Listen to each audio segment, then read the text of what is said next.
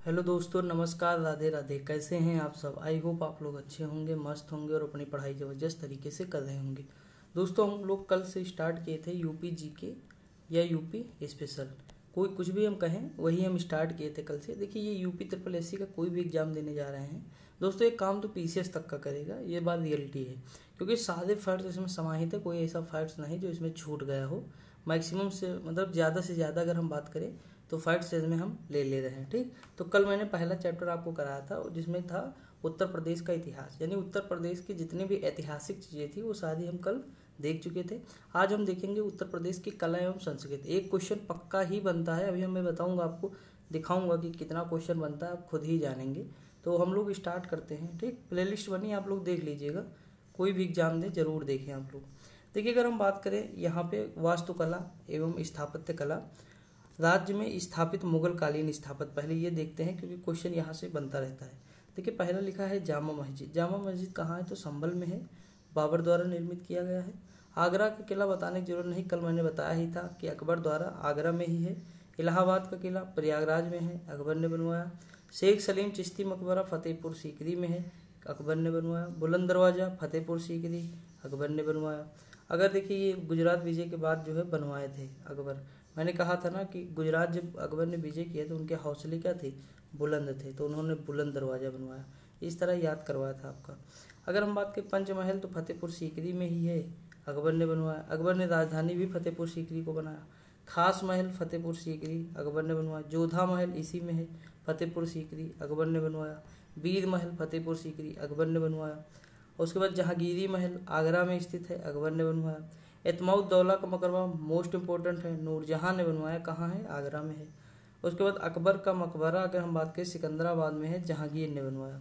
न्याय की जंजीर आगरा में जहांगीर के समय थी। अगर हम बात करें ताजमहल आगरा में शाहजहां। उसके बाद फिर मोती मस्जिद आगरा में शाहजहां। ठीक, तो ये सब आपको याद रखना है, इंपॉर्टेंट है, ये क्वेश्चन देखने को मिल जाता है कभी कभी। गुप्तकालीन अभिलेख, शिलालेख, स्तंभ लेख देख लेते हैं। जैसे बिलसड़ अभिलेख जो है कहाँ स्थित है? एटा में स्थित है। इसकी विशेषता क्या है? तो कुमार गुप्त के काल की घटनाओं को बताता है, यानी जो कुमार गुप्त जब शासक थे गुप्त वंश के, उनकी घटनाओं के बारे में ये जिक्र करता है। गढ़वा जो है प्रयागराज में है, यहाँ से चंद्रगुप्त द्वितीय, कुमार गुप्त, देखिए चंद्रगुप्त द्वितीय और जो है कुमार गुप्त के दो तथा स्कंदगुप्त का अंतिम अभिलेख प्राप्त हुआ है यहाँ से। उसके बाद बात करेंगे हम करमदंडा अभिलेख, तो ये है फैजाबाद में, अयोध्या में। ये शिव की प्रतिमा के अधोभाग में उत्कीर्ण है। मनकुंवर अभिलेख जो है प्रयागराज में है, कुमार गुप्त से संबंधित है। आगे बढ़ जाते हैं, अगला क्वेश्चन दिया हुआ है यहाँ पे, देखिए ये सब रट लेना है आपको। लिखा है नवाब शुजाउद्दौला की बेगम का प्रसिद्ध मकबरा जो है, बहू बेगम का मकबरा कहाँ है? फैजाबाद में है, एग्जाम में कई बार पूछा है। गुप्तकालीन मंदिरों में कौन सा उत्तर प्रदेश में अवस्थित है? तो देवगढ़ का दशावतार मंदिर। विश्वविख्यात भारत माता मंदिर वाराणसी में है। ये सारे क्वेश्चन पूछ चुके हैं दोस्तों, और पूछ भी सकते हैं आगे। अगला दिया है वाराणसी के विश्वनाथ मंदिर का निर्माण किसने किया था? तो रानी अहिल्याबाई द्वारा किया गया था। प्रसिद्ध सूफी संत शेख सलीम चिश्ती की दरगाह उत्तर प्रदेश में स्थित है, फतेहपुर सीकरी में। आगरा की मोती मस्जिद का निर्माण जो कराया था वो शाहजहां ने कराया था। अगला है काशी विश्वनाथ मंदिर उत्तर प्रदेश के किस जिले में स्थित है? तो ये वाराणसी जिले में स्थित है। अब हम अगर आगे बात करें तो त्यौहार और सामाजिक रीतियाँ मोस्ट इम्पोर्टेंट है। महाशिवरात्रि, देखिए भगवान शिव की प्रिय नगरी काशी में शिवरात्रि बड़े धूमधाम से मनाई जाती है। इस दिन श्रद्धालुओं और भक्त मिलकर शिव जी की पूजा एवं आराधना करते हैं और जगह जगह उत्सव होता है, हम लोग देखे भी थे, हमारे यहाँ होता भी है ना।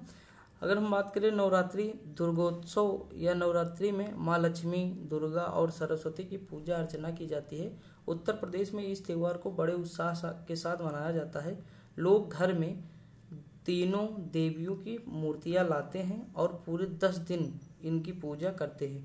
जगह जगह दुर्गा के पंडाल लगाए जाते हैं, कीर्तन होते हैं, भंडारा होता है, जागरण होता है और जो है दुर्गा उत्सव में नवरात्रि मनाया जाता है। ठीक दोस्तों, अगला दिया लठमार होली, तो उत्तर प्रदेश की लठमार होली जो है ये पूरे भारत में प्रसिद्ध है। इसे बरसाना गांव में खेला जाता है। इस दिन नंद गांव के युवक बरसाना गांव में आते हैं और बरसाना की लड़कियां इनके पीछे लठ लेकर होली खेलती हैं। होली के दिन यह नज़ारा देखते ही बनता है। कहीं कहीं 10 दिन तक लठमार होली मनाई जाती है। हमारे यहाँ दोस्तों हर महीने कोई ना कोई एक बड़ा त्यौहार जरूर है, समझ में कि नहीं, ये चीज़ आपको याद रखना होगा। देखिए हमारे पास सॉफ्ट पावर, हम दुनिया में सबसे ज़्यादा हमारे पास सॉफ्ट पावर, देखिए एक होता हार्ड पावर, एक होता सॉफ्ट पावर। तो जो ये हार्ड पावर है दोस्तों, ये हार्ड पावर जैसे हथियार है, बंदूक है, इससे हार्ड पावर यानी जितना ज़्यादा आपके पास तोप, राफेल, बंदूक, ये सारी चीज़ें होंगी जो लड़ने वाली, वो सारी हो जाएंगी आपकी हार्ड पावर। सॉफ्ट पावर में क्या आएगा, जैसे योग है, त्यौहार है, ठीक, जैसे योग है, त्यौहार है, हमारे विचार हैं, ये सब हमारे सॉफ्ट पावर हैं। तो दुनिया में सबसे ज़्यादा सॉफ्ट पावर हमारे पास है, लेकिन हम उसे बेच नहीं पाते हैं। अमेरिका क्या करता है, उसी सॉफ्ट पावर को इतना बेचा है दोस्तों, अपने विचारों को इतना दुनिया में फैलाया है। आप देखो फटी हुई जीन्स पहन के घूमते हैं लोग, कहाँ का है, अमेरिका का फैशन है। डोमिनोज पिज्ज़ा अमेरिका का है। यूट्यूब, गूगल, फलान धमकान जितना भी आप देख रहे हैं सब कहाँ का है, अमेरिका का है।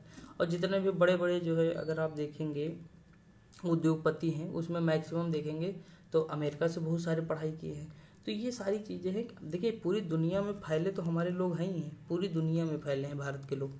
अब देखेंगे कि धीरे धीरे आप समझ रहे होंगे कि हमारे जो लोग हैं वो भी अब जिस देश में, जैसे मान लो इंग्लैंड में है, तो इंग्लैंड में होली मना रहे हैं या दिवाली मना रहे हैं, तो देखो वहाँ भी धीरे धीरे जो है लोग कर रहे हैं अपना जो है ये सब, वो भी इन्वॉल्व हो रहे हैं धीरे धीरे, ठीक। तो ये सारी चीज़ें क्या हमारी सॉफ्ट पावर है, लेकिन अभी हम बेच नहीं पाए। जैसे बाबा रामदेव है, योग को भी जाए किसी भी देश में जाएंगे, मतलब कपालभाति या जो भी सिखाना होगा सिखाएंगे, अपना कोई प्रोडक्ट बेचेंगे, चले आएंगे। तो हम पूरी दुनिया में मतलब हम बहुत आगे हैं, ठीक। जो भी सम्मेलन होता है, जैसे बौद्ध धर्म सम्मेलन या बड़े बड़े अंतर्राष्ट्रीय सम्मेलन होते, तो वहाँ पे हमारी सॉफ्ट पावर देखी जाती है ना। तो ये सारी चीज़ें हैं, तो आपको थोड़ा याद रखना कि हम दुनिया में सबसे ज़्यादा धनी है सॉफ्ट पावर को लेकर, लेकिन अब हमारे पास बेचने वाली तकनीक नहीं है, मतलब हम बेच नहीं पाते हैं दोस्तों, बात ये है। लेकिन धीरे धीरे अब मतलब हो रहा है काम। जैसे फिल्में हैं, फिल्में भी हमारी सॉफ्ट पावर है ना।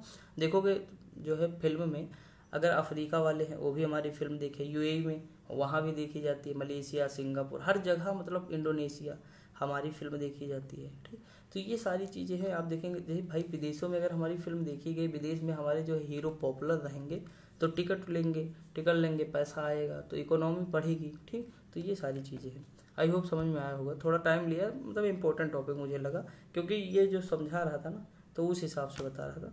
देखिए मकर संक्रांति अगर बात करें तो हर साल 14 जनवरी को नया साल शुरू होते ही मकर संक्रांति मनाई जाती है। उत्तर प्रदेश में इस दिन पतंग उड़ाई जाती है, लोग पकवान बनाते हैं। इस दिन राम दाने के लड्डू और तिल के लड्डू के साथ साथ कई तरह की मिठाइयाँ बनाई जाती है, बिल्कुल सही है। इस दिन भगवान सूर्य की पूजा करने का भी प्रचलन है। आगे अगर हम बात करें तो गंगा दशहरा, गंगा नदी के अवतरण दिवस को गंगा दशहरा मनाया जाता है।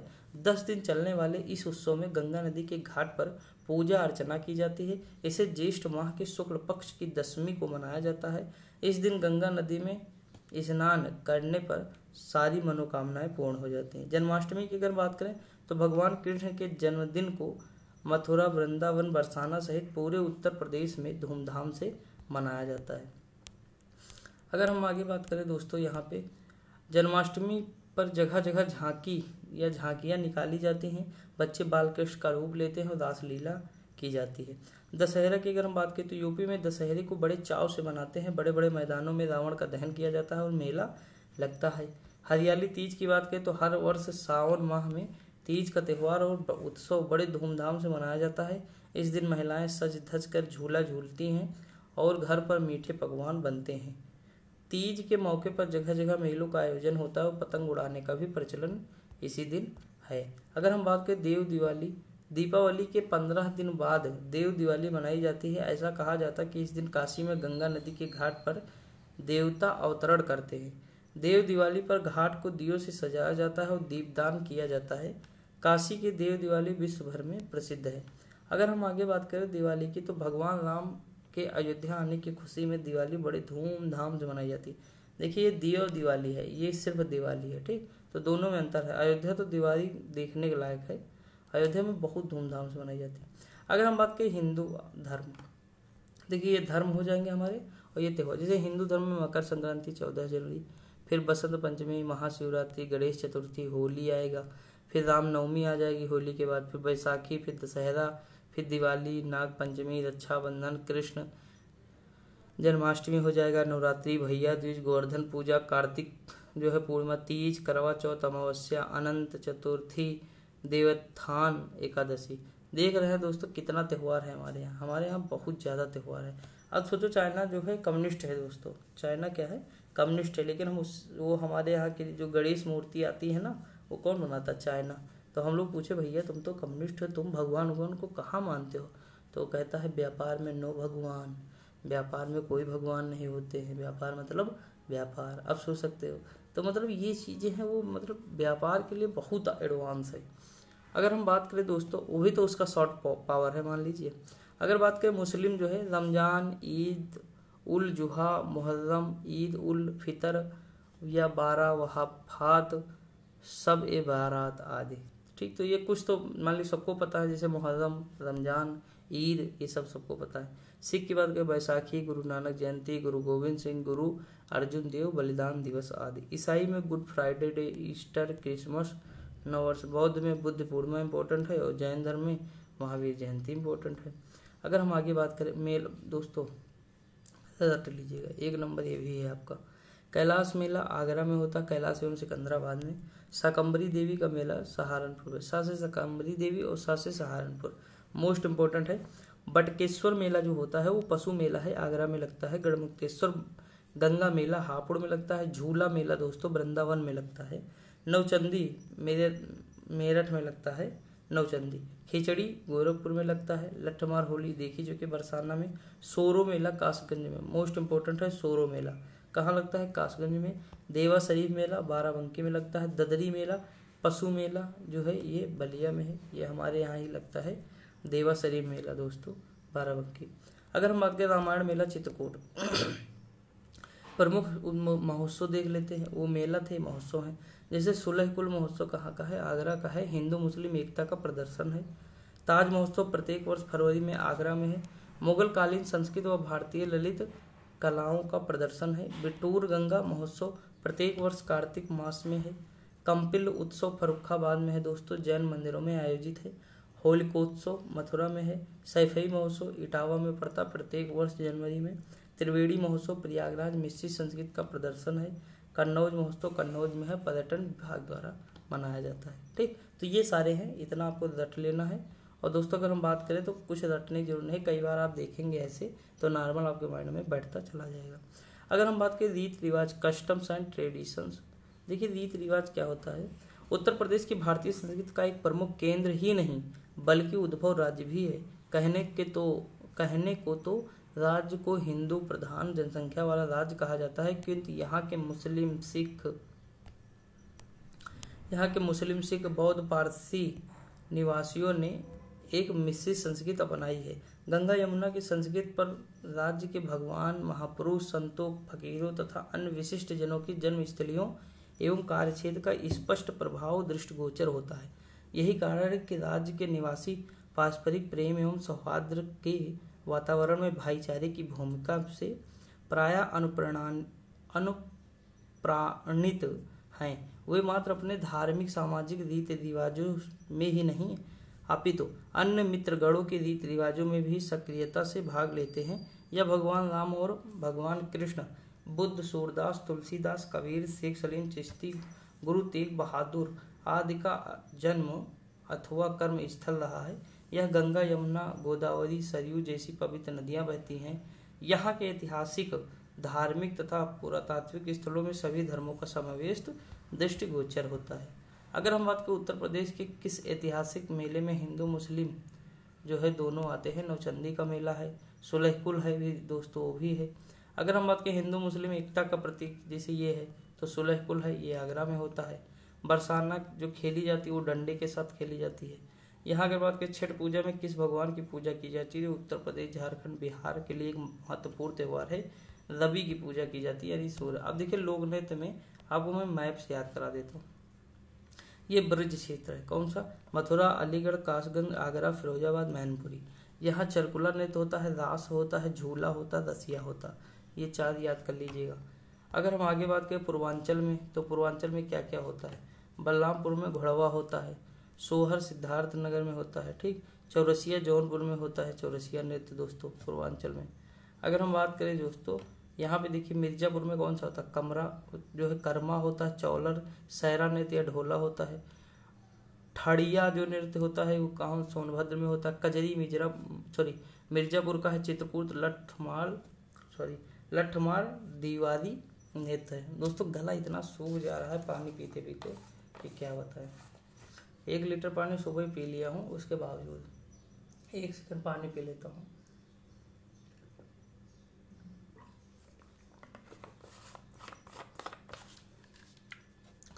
देखिए अगर हम आगे बात करें यहाँ पे बुंदेलखंड वाला, देखिए ये इसीलिए आप देखते होंगे कि ये राज्य मतलब अलग अलग कह रहे होंगे कि मुझे अलग बना दो, बुंदेलखंड मांग कर रहा होगा अलग बना दो, इसकी अलग चुनौतियाँ होंगी।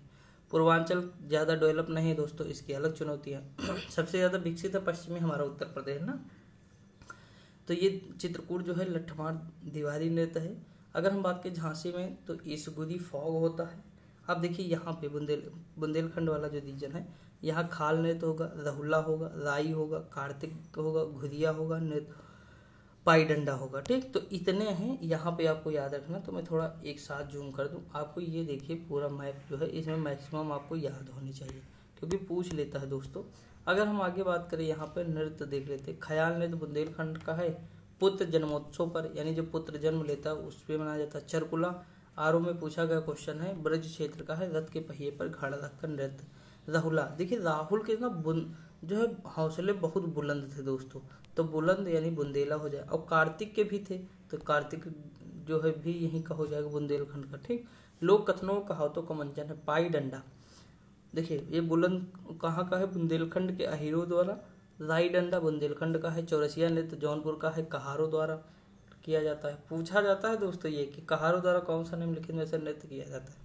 कर्मा नृत्य मिर्जा और सोनभद्र में है, जनजातियों द्वारा किया जाता है। धुरिया जो नृत्य है वो बुंदेलखंड कुम्हार लोग इस नृत्य को स्त्री वेश धारण करके करते हैं। लठमार दिवाली नृत्य तो ये चित्रकूट का है, दीपावली के अवसर पर होता है। चौलर नृत्य जो है मिर्जापुर सोनभद्र, अच्छी वर्षा व फसल हेतु। ठाड़िया नृत्य जो है सोनभद्र का है, संतान की कामना पूरी होने पर। उसके बाद कठफोड़वा नृत्य जो है पूर्वांचल का है, मांगलिक अवसरों पर। झूला नृत्य या रास नृत्य जो है ब्रज क्षेत्र में होता है। प्रमुख लोक नृत्य इस प्रकार हैं, जैसे ख्याल नृत्य है दोस्तों। ख्याल नृत्य पुत्र जन्मोत्सव पर बुंदेलखंड में किया जाता है। रास नृत्य जो है ब्रज में रास लीला के दौरान किया जाता है। झूला नृत्य भी कहाँ है, ब्रज का है। तो हम लोग ऊपर देखे ही थे कि जो है कहाँ की कौन सी है, तो जिसका आयोजन श्रावण मास में किया जाता है। मयूर नृत्य ब्रज क्षेत्र का ही रहेगा दोस्तों। इसमें मोर के पंख से बने विशेष वस्त्र धारण करते हैं। घोड़ा नृत्य बुंदेलखंड का है दोस्तों, मांगलिक अवसरों पर घोड़ों द्वारा करवाया जाता है।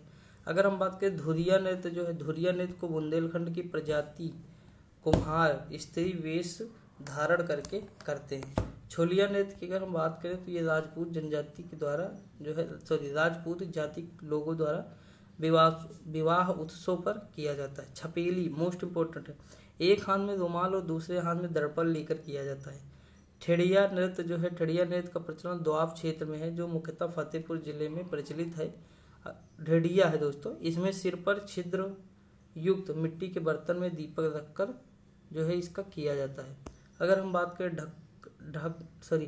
ढर खहरी तो ये कौन है नृत्य, सोनभद्र का है दोस्तों, जनजातियों द्वारा किया जाता है वहाँ की। उसके बाद ठड़िया जो नृत्य है ये सोनभद्र व पड़ोसी जिलों में संतान की कामना पूरी करने होने पर ठड़िया नृत्य किया जाता है। चौलर कहाँ का है, तो चौलर मिर्जापुर सोनभद्र का है, फसल अच्छी हो इस कामना के लिए किया जाता है। पाई डंडा गुजरात के दांडिया नृत्य के समान है, जो कि बुंदेलखंड के अहीरों द्वारा किया जाता है। अब देखिए पूछ सकता है यूपी का निम्नलिखित में से कौन सा नृत्य है जो गुजरात के डांडिया के समान है, तो पाई डंडा है। ठीक, अब इस तरह क्वेश्चन पूछ सकता है तो फिर दोस्तों थोड़ा याद रखना पड़ेगा ना। कार्तिक नृत्य, कार्तिक मैंने बताया ना, कार्तिक के भी हौसले क्या थे, बुलंद थे, यानी बुंदेलखंड का हो जाएगा। कृष्ण और गोपियों द्वारा रूप धरकर इसमें नृत्य किया जाता है। किस माह में किया जाता है, तो कार्तिक माह में। आगे देख लेते हैं राई नृत्य बुंदेलखंड की महिलाओं द्वारा जो किया जाता है, इसे मयूर नृत्य भी कहते हैं।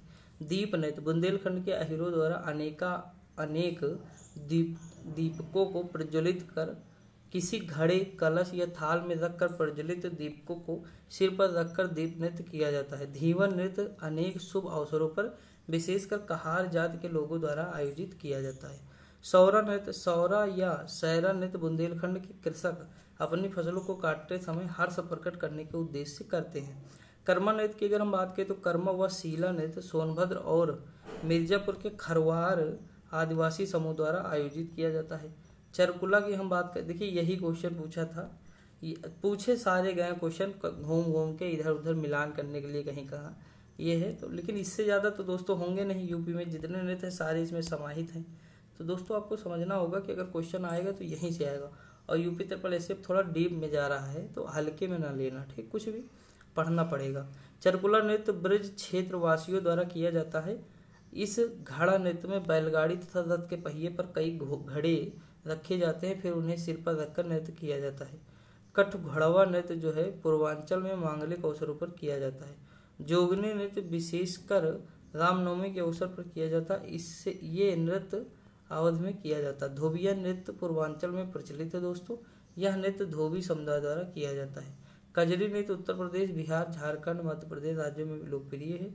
यह नृत्य बरसात के मौसम में खेतों में खुशी और उत्साह के साथ नृत्य करने के लिए प्रसिद्ध है। नौटंकी की हम बात करें, नौटंकी नृत्य उत्तर प्रदेश राज्य का लोक नृत्य है जो अपने भावुक और हास्यास्पद दृश्यों के लिए फेमस है। नौटंकी दोस्तों हम लोगों के यहाँ बहुत ज़्यादा, जैसे हम लोग पटेल हैं यानी वर्मा हैं, ठीक, चौधरी वाले, तो हम लोगों के यहाँ मतलब जब शादी, अब तो मान लो थोड़ा प्रचलन कम हो गया, ऑर्केस्ट्रा आ गया, वरना जो अगर बात करें तो अगर शादी होती है, अभी भी हुई थी, मतलब हमारे दादा के लड़के की हुई थी तब नौटंकी थी इसमें। मैं तो कभी देखा, मुझे मतलब थोड़ा कम पसंद है, पहले बचपन में देख लेता था। तो हम लोगों के यहाँ मतलब इम्पोर्टेंट है, ये होना ही होना है दोस्तों। तो ये मतलब हम लोगों में ज़्यादा होती है, लेकिन अब धीरे धीरे दोस्तों ये ज़माने के साथ चीज़ें बदल रही हैं, अब ज़्यादा नहीं होती है। और मेरा तो कोड वर्ड ही है कि ज़्यादा नौटंकी ना करो, ऐसे बोलता हूँ, मतलब कोड वर्ड है दोस्तों ये। अगर हम बात करें किस नृत्य को अक्सर एक नृत्य ड्रामा के रूप में दिखाया जाता है जिसमें संगीत, गीत, नृत्य का उपयोग किया जाता है। रासलीला नृत्य की अगर हम बात करें तो रासलीला वह अभिनय था जहाँ भगवान कृष्ण ने वृंदावन क्षेत्र में जो कृष्णा नदी के तट पर गोपियों के साथ नृत्य किया और गाया। यह कला विशेष रूप से पश्चिमी उत्तर प्रदेश में प्रसिद्ध है और कृष्ण के बचपन से लेकर किशोरावस्था तक की जीवन कथाओं को चित्रित करता है। अगर हम बात करें उत्तर प्रदेश का लोक नृत्य क्या है, जैता है। उत्तर प्रदेश के प्रमुख लोक नृत्य क्या है, चरकुला, कर्मा, पांडव। अगर हम आगे बात करें धुरी लोक नृत्य है बुंदेलखंड का दोस्तों। उत्तर प्रदेश के ब्रजमंडल का संबंध किस लोक नृत्य से है, चरकुला। यह नृत्य की संस्कृति से संबंधित है तो ख्याल या बाज लखनऊ। लोक नृत्य रहुला, तो ये बुंदेलखंड का है, इसकी ट्रिक बता ही दिया। उत्तर प्रदेश के बुंदेलखंड क्षेत्र का लोक नृत्य कौन सा है, जैसे रवाला है, बढ़िया है, राई है। उत्तर प्रदेश के मुख्य लोक नृत्य कौन है, धोबिया, राई, सायरा। कार्तिक तो बुंदेलखंड का है। आप दोस्तों सारी चीज़ें आपको समझना होगा और याद रखना होगा, ठीक। अगर हम बात करें लोक, टाइम कितना हुआ अभी तो है। अगर हम बात करें किस लोक नृत्य का आयोजन बुंदेलखंड क्षेत्र में फसल कटाई के समय किया गया, वो सहरा है। दिवाली के दौरान कौन सा होता है, तो अहिर समुदाय द्वारा पाई डंडा होता है जो गुजरात के डांडिया की तरह है ना। तो ये सारी चीज़ें आप देखेंगे इतनी बार रिपीट हो गई हैं कि आपके माइंड में बैठ गई होंगी। अब हम लोग थोड़ा साहित्य देख लेते हैं, कला, संस्कृत, उसी में आ जाता साहित्य भी। उत्तर प्रदेश के प्रमुख साहित्यकार, उनकी रचनाएं, यहाँ से भी क्वेश्चन मिल जाएगा आपको जूनियर असिस्टेंट में। आप देखना दोस्तों खुद, मतलब प्रैक्टिस सेट कर रहे हो अगर तो थोड़ा ध्यान दें। लिखा मुंशी इंसा अल्लाह खां, रानी केतकी की कहानी, उदय भानचरित है रचना इनकी। लल्लू लाल की कौन सी है, सिंहासन जो है 32 है और बेताल 25। प्रेम सागर, ये बहुत पूछा, प्रेम सागर किसकी, तो लल्लू लाल की। जगनी की आल्हा चरित है। संत रविदास की बानी नाम से फुटकर छंदों की रचना है। कबीरदास की शबद, रामायणी, साखी, बीजक, ये सारी हो जाएंगे। मलिक मोहम्मद जायसी की पद्मावत है, अखरावट है और आखिरी कलाम है। सूरदास की सूर सागर, सूरसारावली, साहित्य लहरी। गोस्वामी तुलसीदास की दोस्तों रामचरितमानस, विनय पत्रिका, गीतावली, दोहावली, कवित्रा मायण, रामलला नहचु, कवितावली, जानकी मंगल आदि। महाकवि भूषण, शिवराज भूषण, शिवा बावनी, छत्रसाल, दशक आदि ये हो जाएंगे। बिहार लाल की कौन सी है, बिहार ससे। दोस्तों जब कुछ नहीं याद हो तो दोहा की तरह बना ले, मतलब कुछ भी आप उस तरह रिलेट कर लीजिए। जैसे हम लोग पढ़ते हैं मान लो ज्योग्राफी, तो अगर जैसे कोई चीज़ नहीं आती तो मतलब एक कहानी, जैसे पंडित जी नहीं आते, जैसे घर में आते हैं पंडित बाबा हमारे यहाँ, तो वो कथा मतलब जिस तरह बाँचते हैं ना, मतलब सुनाते हैं, सेम वही पैटर्न फॉलो करके और जो है उसी तरह पूरी जियोग्राफी पढ़ लो एक बार, माइंड में ज़्यादा समय तक रहता है इससे ना, तो कोई चीज़ कर सकते हैं आराम से। लिखा है भारतेंदु हरिश्चंद्र, कश्मीर कुसुम भारत दुर्दशा सत्य हरिश्चंद्र, चंद्रावधि भादशाह दर्पण मुद्रा राक्षस हमीर हट्ट, प्रेम तरंग अंधेर नगरी। अगला है पंडित अयोध्या प्रसाद सिंह हरिऔंध, चोखे चोखे चौपदे पद्य प्रसून प्रिय प्रवास, ये बहुत पूछता, प्रिय प्रवास और वैदेही वनवास। पारिजात भी हमारे यहाँ दोस्तों। अगर हम बात करें मैथिली शरण गुप्त, यशोधरा साकेत, जयद्रथ वध, भारत भारती द्वापर। मुंशी प्रेमचंद की अगर हम बात करें, गबन गोदान सेवा सदन निर्मला कर्मभूम रंगभूम मंगलसूत्र अपूर्ण उपन्यास है। जयशंकर प्रसाद कमायनी, कंकाल, ईरावती, तितली, ध्रुव स्वामिनी, चंद्रगुप्त, आंसू, अजातशत्रु। पंडित महावीर प्रसाद की अगर हम बात करें तो सरस्वती पत्रिका के संपादक, काव्य मंजूषा, नाट्यशास्त्र, हिंदी भाषा की उत्पत्ति, जल चिकित्सा। सुमित्रानंदन पंत, वीणा युगांत ग्रंथि, उत्तरा, अतिमा, हार, युगपथ मोस्ट इम्पोर्टेंट है। पल्लव भी, ग्राम्य, गुंजन। अगर हम बात करें पंडित प्रताप नारायण मिश्र, तो दोस्तों देखिए फुटकर निबंध, हटी हमीर इम्पोर्टेंट है। कलि कौतुक रूपक नाटक है। सूर्यकांत त्रिपाठी निराला। तुलसीदास अनामिका, परिमल, अप्सरा, प्रभावती, चतुरा, चमार, समन्वय, मतवाला, माधुरी, सरोज, स्मृत धाम की शक्ति पूजा। पंडित बालकृष्ण भट्ट, पद्मावती और निबंध। दोस्तों अगर हम आगे बात करें, यहाँ पे कुछ भाषा विभाग देख लेते दोस्तों। प्रदेश में अक्टूबर 1947 में देवनागरी लिपि में लिखित हिंदी को राजकीय भाषा घोषित किया गया दोस्तों। किसे? हिंदी को। वर्ष 1989 में उर्दू को द्वितीय राजकीय भाषा घोषित किया गया। देखिए हिंदुस्तानी एकेडमी जो प्रयागराज में है, इसकी स्थापना होती है मार्च 1927 को। इसकी विशेषता क्या है? हिंदी, उर्दू, भोजपुरी, अवधी, ब्रज और साहित्य आदि का प्रोत्साहन करती है। उत्तर प्रदेश हिंदी संस्थान लखनऊ में है दोस्तों। दिसंबर 1976 भारत भारती हिंदी गौरव, महात्मा गांधी साहित्य भूषण साहित्य कुल 111 पुरस्कारों का वितरण किया जाता है।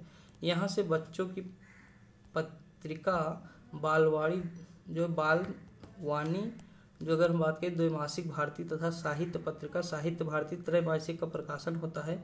इसकी स्थापना पुरुषोत्तम दास टंडन जी के प्रयासों से हुई थी। उत्तर प्रदेश संस्कृत संस्थान लखनऊ में है दोस्तों। दिसंबर 1976। अगर हम बात करें संस्कृत पाली व प्राकृतिक भाषाओं एवं उनके साहित्य के सर्वांगीण विकास हेतु इसकी स्थापना की गई है। अगर हम बात करें दूसरा क्या काम था, इस संस्थान द्वारा वाराणसी में अखिल भारतीय व्यास महोत्सव का आयोजन किया जाता है।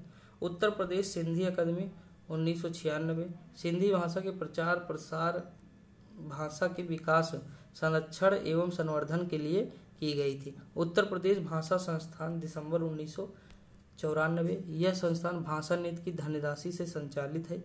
हिंदी भाषा व संविधान की 8वीं अनुसूची में शामिल भाषाओं के प्रचार प्रसार हेतु इसकी स्थापना की गई है। किस्सा राधा कन्हैया के लेखक है नवाब वाजिद अली शाह। अति लोकप्रिय धार्मिक पत्रिका कल्याण जो है कहाँ से प्रकाशित होती है? गोरखपुर से दोस्तों। गोदान मुंशी प्रेमचंद जी द्वारा रचित है। अगर हम बात करें भारतीय साहित्य में आरंभिक 20वीं शताब्दी के मुख्य हिंदुस्तानी लेखक धनपत राय, तो ये मुंशी प्रेमचंद जी को कहते हैं। कौन फारसी का प्रथम कवि है जिसने अपनी कविता में भारतीय पर्यावरण को चित्रित किया? अमीर खुसरो। ये क्वेश्चन पूछा गया है। अगला है, पूछे तो सब गए हैं दोस्तों। कवित्री महादेवी का जन्म किस शहर में हुआ? फर्रुखाबाद। अगर हम बात करें तो अमीर खुसरो द्वारा रचित कविता जो है छाप तिलक सब छीनी किस भाषा में है? तो ब्रज भाषा में। उर्दू शायरी में फिराक गोरखपुरी के नाम से कौन प्रसिद्ध है? रघुपत सहाय। अब देखिए क्षेत्रीय भाषा देख लेते हैं। वैसे तो बहुत है लेकिन मैं फिर भी थोड़ा पढ़ दे रहा हूँ। देखिए ये उत्तर प्रदेश का मानचित्र है, इसमें अलग अलग क्षेत्रीय भाषा आपको देखने को मिलेंगे। जैसे देखिए कुछ मैं ऐसी बात, देखिए ऐसे तो बहुत है। जैसे खड़ी बोली है हमारी, ठीक, तो खड़ी बोली आप देखेंगे इधर बोली जाती है जो पश्चिमी यूपी है हमारा। और ब्रज तो ब्रज वाली हो जाएंगे, ये ब्रज वाला क्षेत्र हो जाएगा। उसके बाद अगर हम बात करें कन्नौजी, ये वाला क्षेत्र हो जाएगा कन्नौजी दोस्तों। फिर अवधी की बात करें तो अवध में ये वाला पूरा क्षेत्र आ जाएगा, ठीक। लखनऊ है, बाराबंकी है, अयोध्या है, उसके बाद रायबरेली है और ये जितने भी हैं इधर अवधी हो जाएगा। बुंदेली यानी बुंदेलखंड वाला हो जाएगा। और उसके बाद बघेली दोस्तों ये वाला हो जाएगा, ठीक। अब ये कौन सा बचा है? ये भोजपुरी वाला क्षेत्र हो जाएगा, ठीक। तो ये सारा चीज़ हो जाएगा। अगर हम आगे बात करें तो ये देखिए यहाँ पे क्षेत्रीय भाषाओं की बात करें तो कौरवी जिसे खड़ी बोली कहते हैं, कन्नौजी है, अवधी, बघेली है, ब्रज भाषा है, बुंदेली है, भोजपुरी है। अगर हम बात करें तो बुंदेली देखिए पढ़ लेते हैं एक बार इसे पूरा, कहाँ क्या है दोस्तों, उसके बाद फिर जो है कितना बचा है भी ज़्यादा नहीं, हम ख़त्म कर लेते हैं इसे पढ़ के ना, ताकि मतलब टॉपिक एक दिन में एक कंप्लीट हो जाए, ज़्यादा सही रहेगा दोस्तों। मैं भी चाहता हूँ जल्दी ये बुक कंप्लीट हो जाए। देखिए बुंदेली की अगर हम बात करें तो यह भाषा झांसी, जालौन, ललितपुर, महोबा, हमीरपुर आदि है बुंदेलखंड में बोली जाती है। आल्हा खंड बुंदेली भाषा में ही लिखा गया है। अगर हम बात करें ब्रज भाषा तो ब्रज पश्चिमी उत्तर प्रदेश में हिंदी की सबसे प्रमुख बोली है। यह भाषा मथुरा, अलीगढ़, एटा, बदायूं, आगरा, मैनपुरी, बरेली इत्यादि में बोली जाती है। रीत काल के काव्यों में इसी भाषा की प्रधानता थी। कन्नौजी बोली कन्नौज, रामपुर, पीलीभीत, हरदोई, फर्रुखाबाद, इटावा में बोली जाती है। खड़ी बोली जिसे कौरवी कहते, खड़ी बोली के प्रथम जो कवि थे अमीर खुसरो थे। अगर हम बात करें सर्वप्रथम खड़ी बोली शब्द का प्रयोग लल्लू लाल और सदल मिश्र द्वारा किया गया था। यह भाषा मेरठ मेरठ, मुरादाबाद, बिजनौर, शामली, गौतम बुद्ध नगर, रामपुर, हापुड़, बागपत, सहारनपुर आदि में बोली जाती है। प्रिय प्रवास खड़ी बोली का प्रथम महाकाव्य है। अगला दिया अवधी बोली। यह भाषा लखनऊ, फैजाबाद, प्रतापगढ़, इलाहाबाद, मिर्जापुर, उन्नाव, लखीमपुर खीरी, सुल्तानपुर, कानपुर, आउसी, रायबरेली, बहराइच, बस्ती, गोंडा आदि क्षेत्रों में बोली जाती है। अगर हम बात करें रामचरितमानस जो लिखी गई है वो अवधी में लिखी गई। यही सब तो छोटी छोटी चीज़ें हैं, जैसे प्रिय प्रवास है, खड़ी बोली का प्रथम महाकाव्य, यही सब पूछ लेगा, और जो लोग नहीं पढ़े वो ध्यान ना देंगे, गलत कर देंगे। अगर हम बात करें बघेली जो है बोली, यह भाषा बांदा, चित्रकूट, सोनभद्र, इलाहाबाद की एमपी से मतलब जो है एमपी यानी मध्य प्रदेश से लगे जिलों मतलब हिस्सों आदि में बोली जाती है। अगर हम बात करें भोजपुरी, हिंदी में बोलने वालों की सर्वाधिक संख्या भोजपुरी बोली की है। यह भाषा वही पूरब गोरखपुर, बस्ती, बलिया, देवरिया, गाजीपुर, वाराणसी, आजमगढ़, मऊ, जौनपुर, सिद्धार्थनगर, अम्बेडकर नगर आदि में बोली जाती है। भोजपुरी शब्द का सर्वप्रथम प्रयोग जो है रेमंड ने किया था। किसने? रेमंड ने। अब हम आगे बात करें, अमीर खुसरो ने किसके विकास में अग्रगामी की भूमिका निभाई? तो खड़ी बोली। कौन सी भाषा उत्तर प्रदेश में सबसे कम लोगों द्वारा बोली जाती है? तो संस्कृत। ब्रज भाषा बोलने वालों का घर किस क्षेत्र में है? निचली दोआब में है। अगर हम बात करें उत्तर प्रदेश में सबसे अधिक बोली जाने वाली भाषाएं हिंदू और उर्दू हैं। देखिए विरासत की अगर हम बात करें दोस्तों, उत्तर प्रदेश प्राचीन काल से ही भारतीय संस्कृत विरासत का मुख्य केंद्र है। साथ ही कतिपय संस्कृतियों का उद्भव भी उत्तर प्रदेश में हुआ है। जैसे देखिए लोकगीत की अगर हम बात करें दोस्तों यहाँ पे, तो कजरी मिर्जापुर वाराणसी का है। आल्हा, महोबा, देखिए कितनी बार ये आएगा कि आपको रट जाएगा दोस्तों। रसिया, बरसाना ब्रज क्षेत्र का है। चैती, चैता पूर्वांचल का है। बिरहा पूर्वी यूपी का है। सोहर पूर्वांचल का है। जुग जुग जिया सो लला नवा ना वही है। होली वृंदावन का है। झूला गीत वृंदावन का है। ईसुरी फॉग बुंदेलखंड का है। और बेहतर वीर रुहेलखंड का है। मल्हौर कौरवी क्षेत्र का है। चित्रकला व मूर्तिकला। प्रदेश में आधुनिक चित्रकला का विकास 20वीं शताब्दी से प्रारंभ होता है, तब जब 1911 में लखनऊ में राजकीय कला एवं शिल्प महाविद्यालय की स्थापना की गई। मध्यकाल में प्रदेश की प्रमुख चित्रकला शैली मुगल शैली, आगरा शैली, जिसकी नींव हुमायूं द्वारा रखी गई थी। हुमायूं फारस से मीर सैयद अली और ख्वाजा अब्दुस्समद नामक चित्रकारों को अपने साथ भारत लाया था। जहांगीर के समय मुगल चित्रकला अपने चरमोत्कर्ष पर थी। अगर हम बात करें दोस्तों, शिवानंदन नौटियाल सत्यम शिवम सुंदरम इसकी कृत है। विश्वनाथ मेहता प्यासा ऊंट, सुहाग, बिंदी, सृष्टि। नंद किशोर शर्मा कालीन, ट्रे, चीनी बर्तनों के डिजाइन, महेंद्र नाथ सिंह कांगड़ा व काशी शैली की विविधता। देखिए अगर हम बात करें, रणवीर सिंह बिष्ट, अमृता शेरगल, गोरखपुर आदि राज्य के प्रमुख चित्रकार हैं। अब देखिए घराने देख लेते हैं। राज्य के प्रमुख संगीत घराने कौन कौन से हैं? जैसे आगरा घराना है। आगरा घराने का सूत्रपात श्याम रंग और जो है सरस रंग से जाना जाता है। आगरा मुगल काल में संगीत का सबसे बड़ा केंद्र था। इसे कव्वाल बच्चा घराना भी कहते हैं आगरा को। उस्ताद फैयाज खां, रजा हुसैन, हाजी सुल्तान, अली बख्श खां, लियाकत हुसैन खां आदि इस घराने के प्रमुख संगीतकार हैं।